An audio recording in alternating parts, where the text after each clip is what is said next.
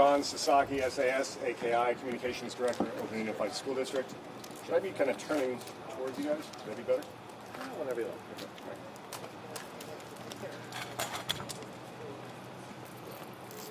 All right. So we're standing at McClymonds High School, which today, Thursday the 20th, is closed. It's also closed tomorrow, and it will be closed until sometime next week at the very least. What we're doing is we are exercising extreme caution here because of some testing that we did on an unrelated matter that turned up what's called TCE, trichloroethylene. It's a chemical that's used for metal processing that is not from this location. We've had county and state officials tell us that it's from a location probably somewhere nearby.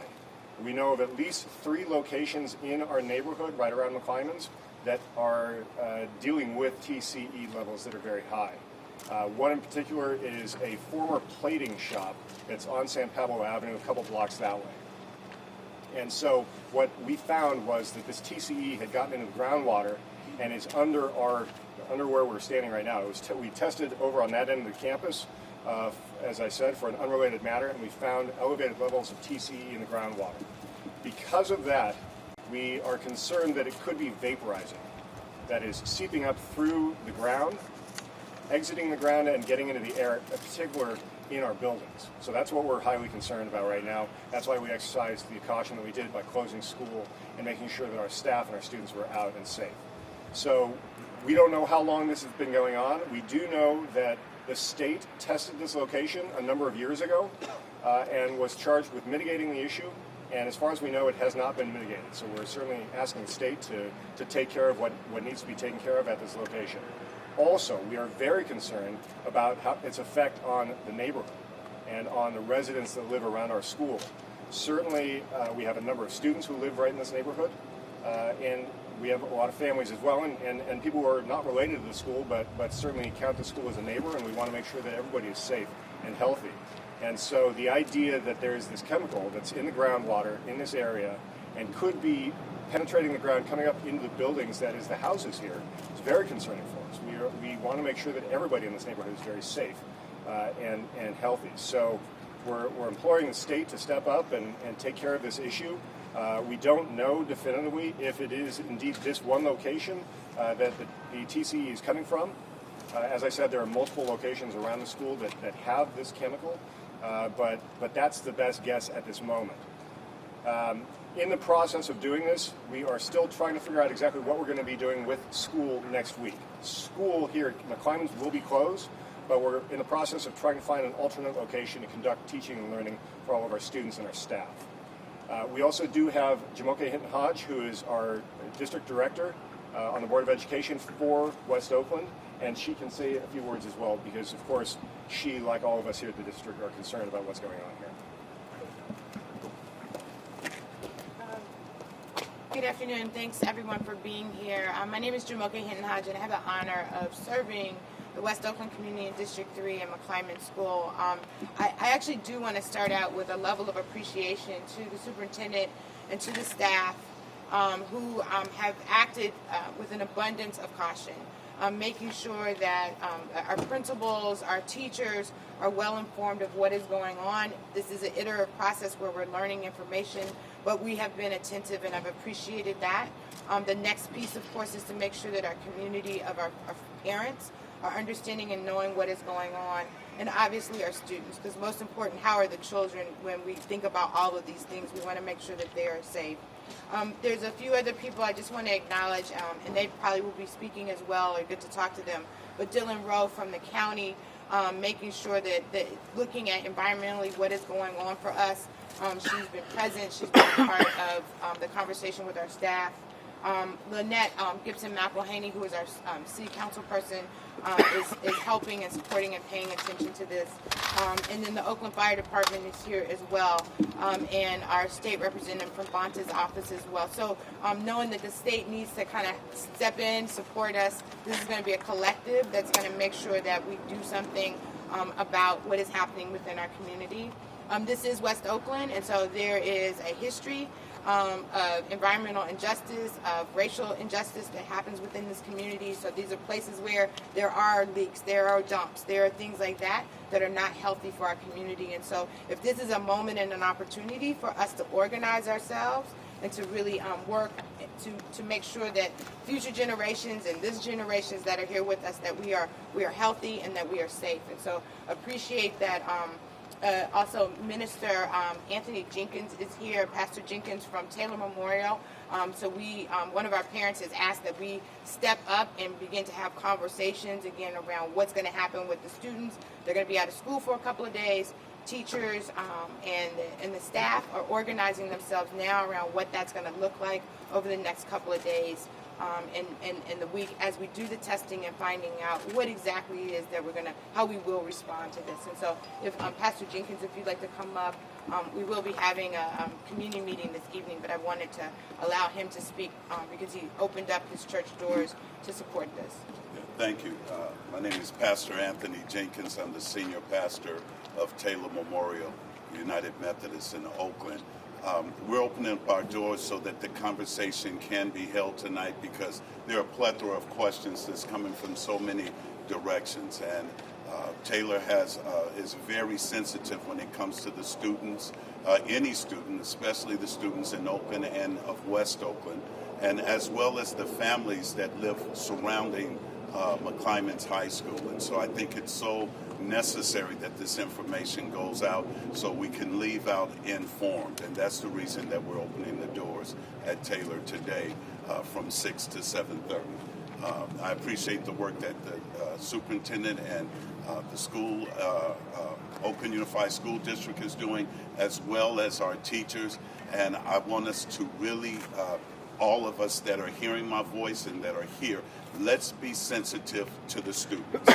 Let's really, because most of us have not had to encounter or embrace something this traumatic, depending on how it goes. But right now, a lot of our students from McClymonds are living in a spirit of a dilemma and concern.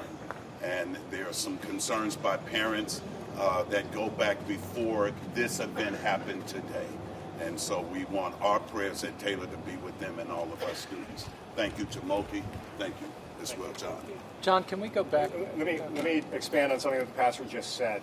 So the reference that he made to things that have happened in the past here, we have had very high-profile cases of cancer on this campus. One student named Daryl Akins was a football player who died, I believe, in 2017. He died a month after he graduated here from McClymonds. He was on the football team, then he was off the football team getting treatment for leukemia. And he got back on the football team, was doing pretty well, and then came down sick again. Then he died just a month after graduation. You guys probably remember that Ramon Sanders, a graduate of our school in 2018, he, was it 2018? Yeah, it was 2018. He passed in the fall, just this past year. He was playing football at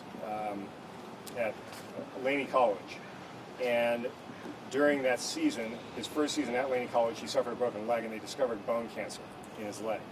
And so that's two very high-profile cases of cancer that have happened here with students that were associated with McClymonds. And we've had a couple of other cases. The reason I bring this up is that TCE is a known carcinogen. So we don't, I am not an expert in TCE. I don't know exactly what kinds of problems it can cause, but I have read that it is a carcinogen.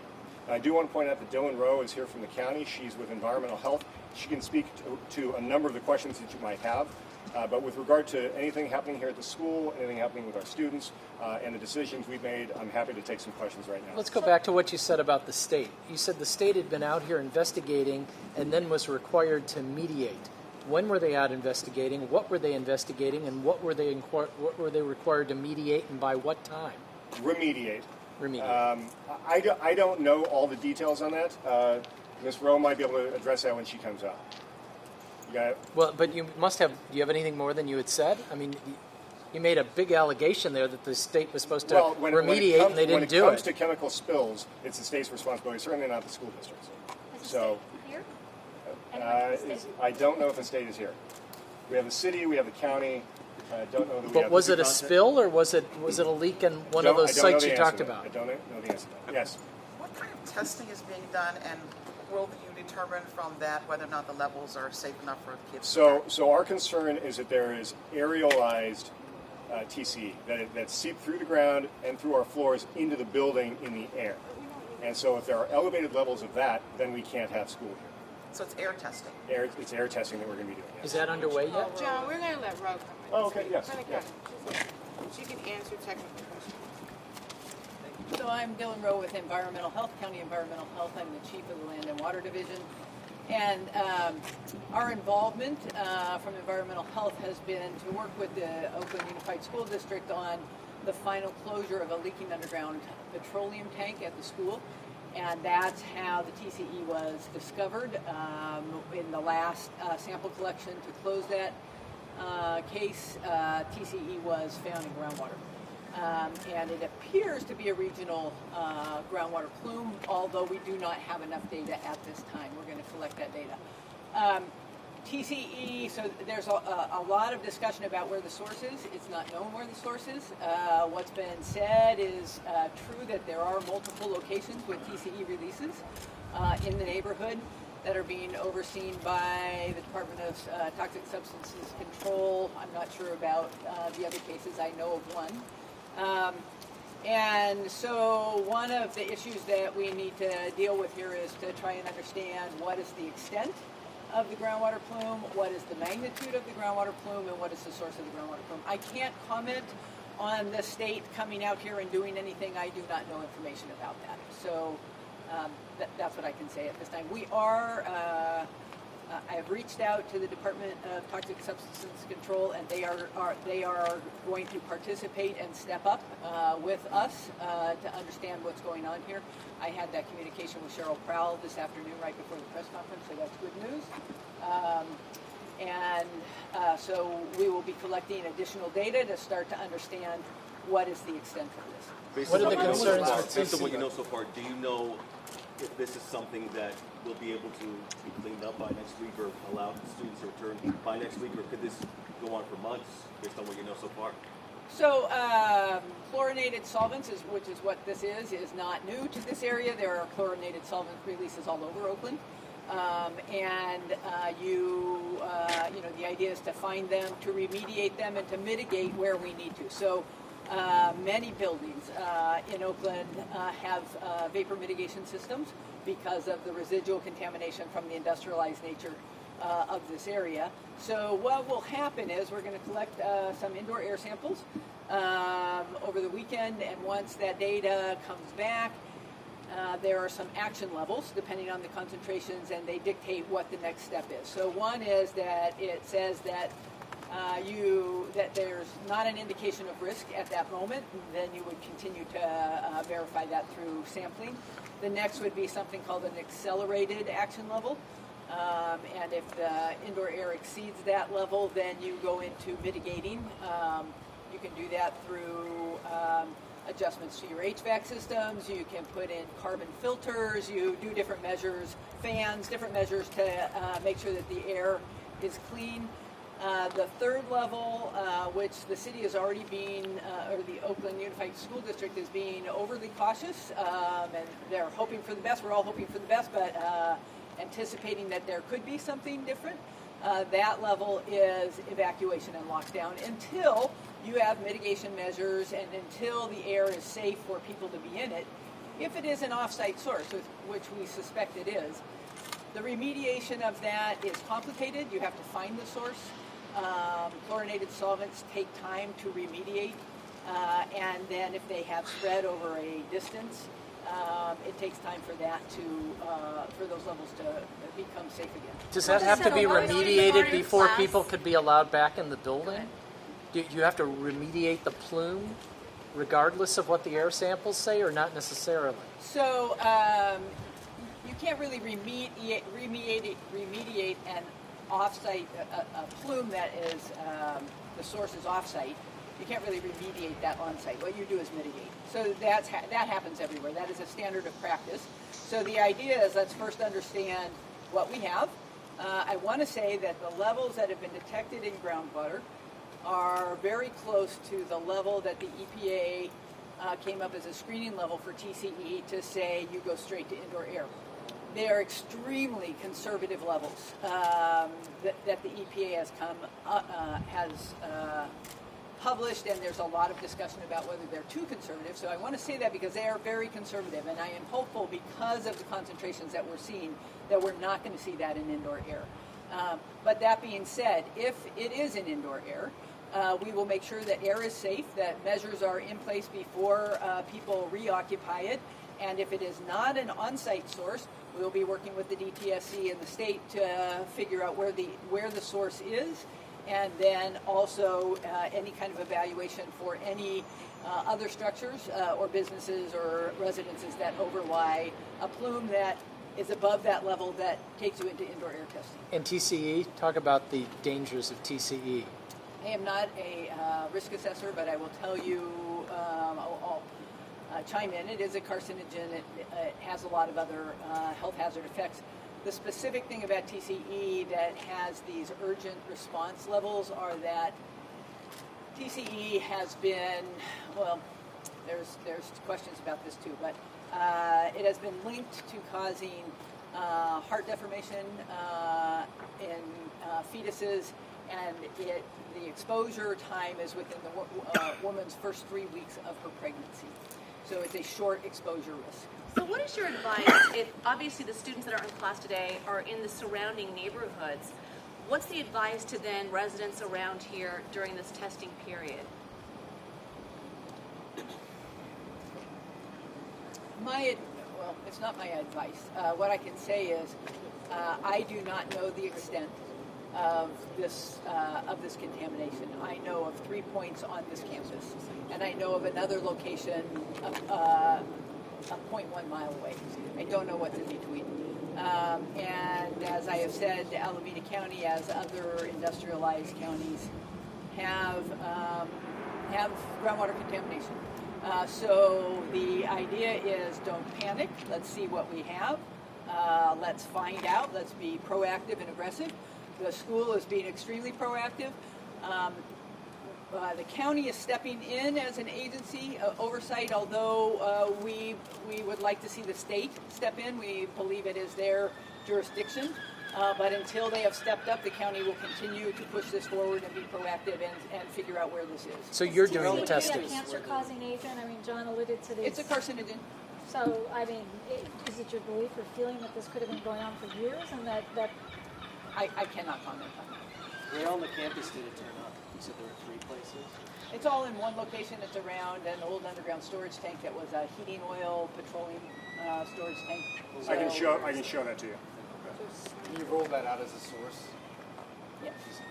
Is it fair to say that wherever the source is, let's say it's at the plating facility 0.1 miles away, that all the groundwater between here and there is affected? Contamination moves in really complicated patterns, so it's not a straightforward thing. Sometimes it's straightforward and it kind of moves in one direction. Sometimes it moves along sewer laterals, so then it goes all over the place. It depends on what kind of what the lithology is in the soil. Is it clay? Is it sandy? So I don't have enough information to say that. is the plating facility still operating, and what's the name of it? What's the location? I do not know. I am not the lead agency on that. I do actually know more than that. The plating facility is not operating. It is the responsible party is not there anymore, and DTSC is using orphan. It's considered an orphan site, and so they are doing current remediation of soil. My understanding is of that. Their records are on EnviroStore, which is a public database. How many other sites close to here is DTSC identified as having TCE? I don't know. You don't. You just know that one? I've been scrambling since Friday to try and understand what we do here. I can't actually tell you. There are 2 databases you can look at. They're important databases. One is the State Water Board's GeoTracker database. The other is EnviroStore. You can enter addresses and you can look for dots on a map and you can click into it and see what the kinds of chemicals of concern are in those areas. But at this point, all you know is of one site. That's the one I know, yes. Okay. This was discovered on Friday, you're just saying? This is when we had a meeting to talk about the results, yes. So But the result, when was it discovered? I believe that the report was submitted to my agency in January. We have over 1,000 sites of which we are responding to on this, and so it's in a queue, and we have 60 days to review reports as they come in. There's a lot of contamination in this county. The school was very proactive with us and reached out to us and asked us could we review it immediately, so I opened up the report and we had the meeting. Had a meeting then. So Probably a school district question, but I heard this from a parent. If you discovered it last Friday, why were kids in class Tuesday and Wednesday? So, and I'm going to be pretty elementary around this, right? Because I'm learning about this now. So on Friday, the process of the county doing what they needed to do to check for the oil. They sent us information on Friday that required a response. What levels we found out about said, not that you have a problem, but you need to check to see if you have a problem. You need to interrogate, you need to investigate, you need to do more testing. So on Friday, that information was given to us, and then how does one do the testing?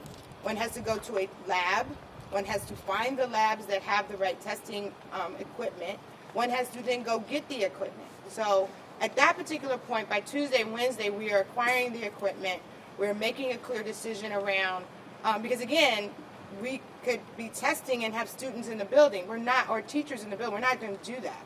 So that's why, again, we've been incredibly cautious and said... That's not her question. Her question is, was, why were students in the building for 3 days after you already knew that you had to test for these substances? Because we had to get equipment to test. Because we are looking at levels that are... I've heard different numbers, so I'm not going to even quote a particular kind of number. So we went, and I think that there's actually no guidance around this, but we decided that we would be the ones that would be overly cautious and actually get the students out of the school at this particular point in time. Is the district equipped, if the school has to be closed indefinitely, to house them, to let them finish this very critical time for a lot of these students? Are you ready for a lengthy closure? So currently our staff and our superintendent are having those conversations right now. We have schools. We have schools in this particular kind of neighborhood, in this neighborhood right now, so that the idea that students may be going to school right in West Oakland, or would they go someplace else? Those are discussions and conversations that are happening right now. We'll be doing testing through the weekend, today, tomorrow, through the weekend, and then Monday we'll have another opportunity to do additional testing, and it's during that time period we'll really be able to talk about where will students be and where will teachers be. And do we have capacity to take care of our children? Yes. What's The two high-profile athletes that John mentioned earlier, because of their cancers, was there any thought then to test or to question whether or not there might be some exposure here at the school? Well, let me address the first question first. So we didn't close Tuesday or Wednesday because of the fact we still didn't have enough information. Yesterday was really when we got the information that told us that we really should take the extra precautions to actually close our school. That was when we found out all the information we needed to know. And so that was the decision we made last night. We got some numbers, yes, on Friday, but we didn't have enough information to really determine that, yes, we should take this very precautious step. So that's one. What was your other question? About the two high-profile athletes who both had cancer. Was there any thought at the time of perhaps it's connected to the school, maybe we should test or look or anything? So, in talking about TCE, that is not a chemical that's used on campuses. It's we don't have that at schools. So it's not something we would have tested for anyway. It just happened to be something we tested for when we were doing the tank that we removed. So that wasn't something. We're always trying to figure out if there are problems that may be related to each other, that could perhaps be related to our schools. We're always investigating to see what we can find. But there was nothing to indicate that TCE could be a problem at that point.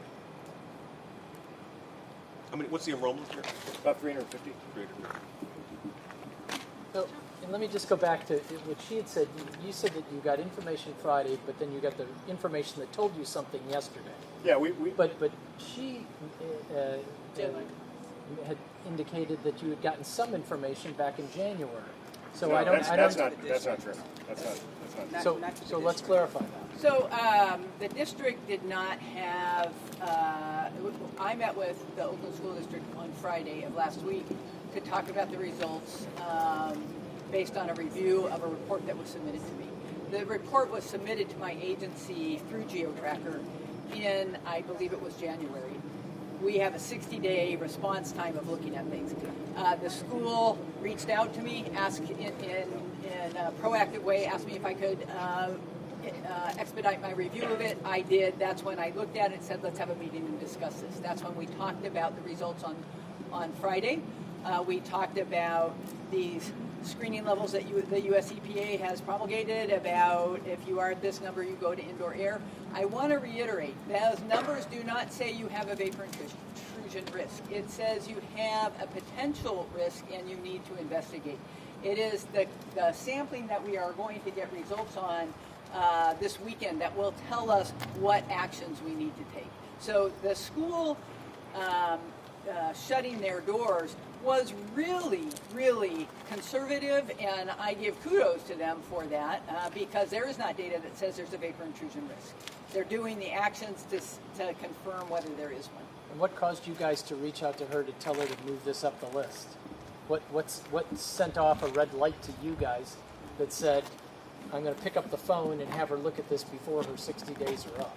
Well, we're not experts in environmental health. We don't know environmental health. We don't know problems with chemicals in the environment or anything like that. So we reached out to the county. We've been reaching out to the state to get help, to get their expertise to support us in this effort. And I do want to point out, by the way, I may have not been clear earlier.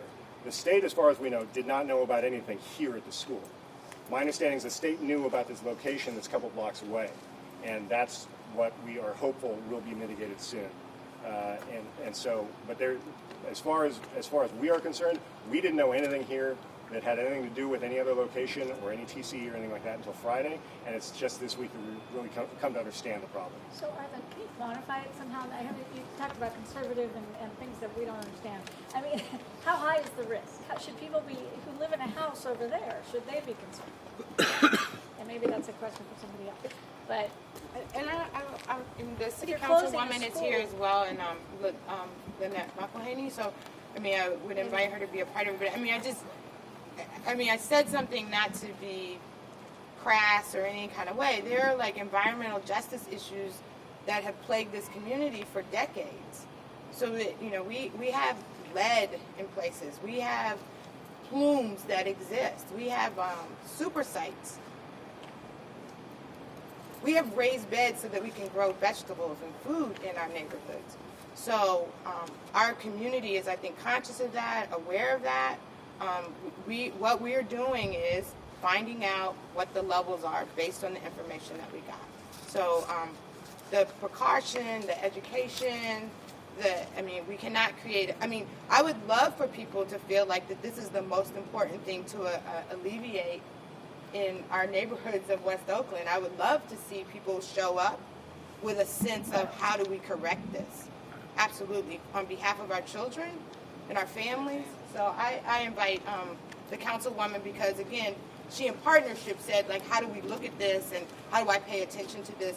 Yes, for my students, but also for residents. Is the county going to do any testing between here and the known plume in case there are levels of TCE between here and the plume you know about, and if it is vaporizing into people's homes between here and the plume you know about?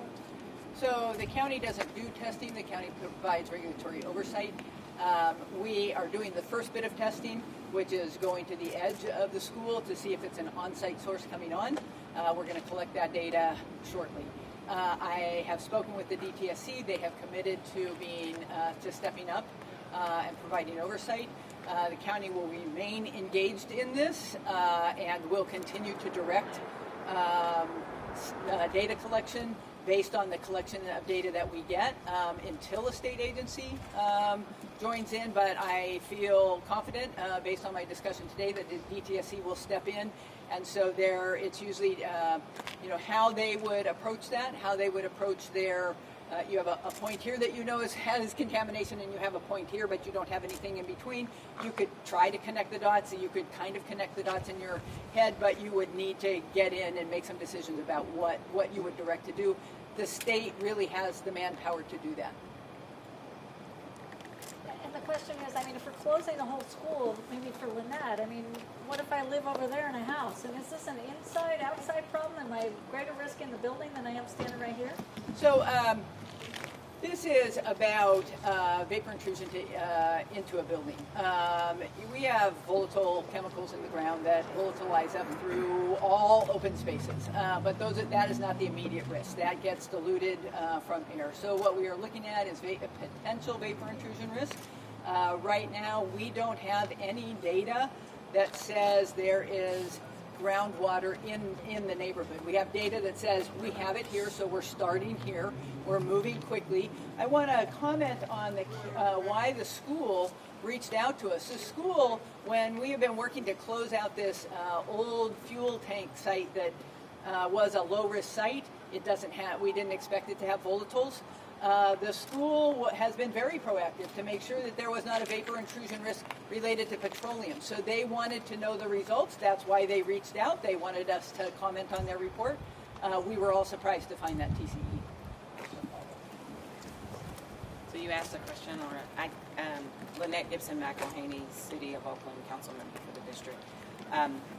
We don't know enough yet to say what is or is not a concern for the neighborhood, and we don't want there to be panic or hysteria right now. We want to make sure that the DTSC is here, that they can provide the information, and that the testing will give us results. I want to appreciate the leadership of the district to be overly cautious, given the concerns we have for the safety of our young people and our faculty, to go ahead and close the school and begin to make immediate plans for how to continue education while the testing is ongoing. As the days progress, we will know more, and as soon as we know something of significance, for example, if there is vapor intrusion in the building, then that would say something to us around testing in the neighborhood, potentially. But to Ms. Rowe's comments, we really need the DTSC. We reached out to Assemblymember Bonton and Senator Skinner's offices to make sure that they are aware and involved, and they have representatives here. So everyone is moving in real time. And those of you who know government to know that within 48 hours of having a concern and a conversation for the district to coordinate with the city to begin this joint inquiry is moving as quickly as we possibly can in the interest of public health. And that's toxic substances control. And that John alluded to the cancer cases.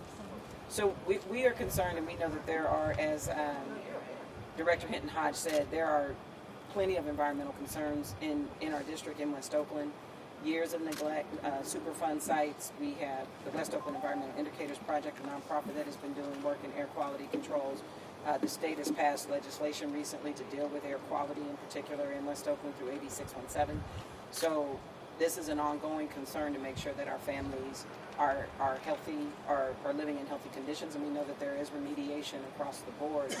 Here, this was in response to good environmental stewardship in terms of testing for petroleum, finding that the petroleum tested negative, but we found in that inquiry TCE, and that is an element that has given us enough concern that there needs to be further testing and the opportunity for the scientists to come in and tell us what really is going on here, and so that we can make appropriate plans and actions. OUSD right now is the site of concern, and from there we'll do the additional inquiry. And we do know about the plating company, so there is at least these two areas where testing can begin and the investigations can be ongoing to see if to what degree the blocks in between and the houses and businesses in between may or may not be implicated. John? Any other questions?